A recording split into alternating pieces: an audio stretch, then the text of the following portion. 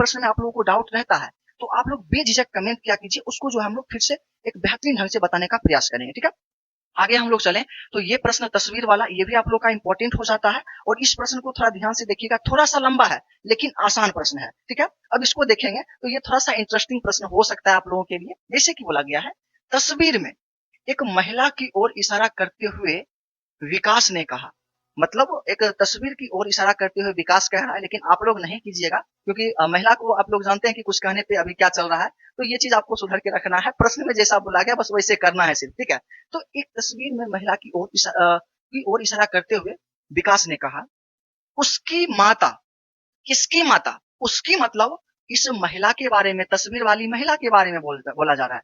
तो महिला, ठीक है, महिला की माता, उसकी माता मतलब महिला की माता, इसके बारे में बोला जा रहा है अभी। ठीक है, मेरी बहन के पिता, अब मेरी मतलब यहाँ पे समझेंगे तो जो बोल रहा है विकास, तो यहाँ पे देखिएगा मेरी बहन तो विकास की बहन।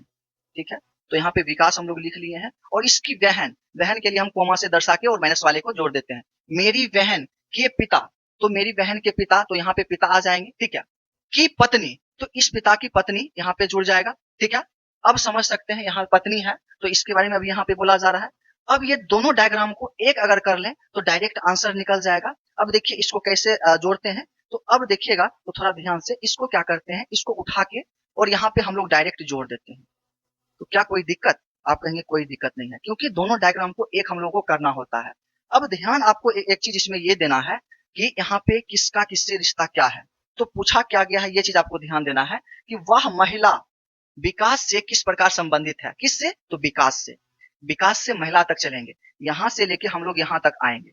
अब थोड़ा सा आपको ध्यान ये देना है कि यहाँ पे आप जब जान रहे हो कि ये पति है और ये पत्नी है, क्योंकि इसके बीच बराबर का सिंबल है, तो इसका मतलब ये पति पत्नी होगा।